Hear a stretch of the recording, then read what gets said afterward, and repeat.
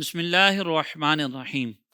آج ہم جس نام کے ساتھ آپ کی خدمت میں حاضر ہیں وہ ہمارے یہاں پر بہت سارے لوگ اس نام کو رکھتے ہیں، اور وہ نام ہے ریان۔ ریان،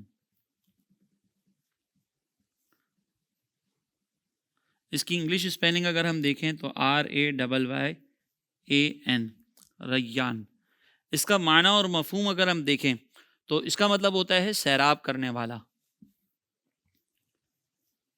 سیراب کرنے والا۔ یہ در حقیقت جنت کے دروازے کا ایک نام ہے کہ جس سے روزے دار جو ہے وہ داخل ہوں گے۔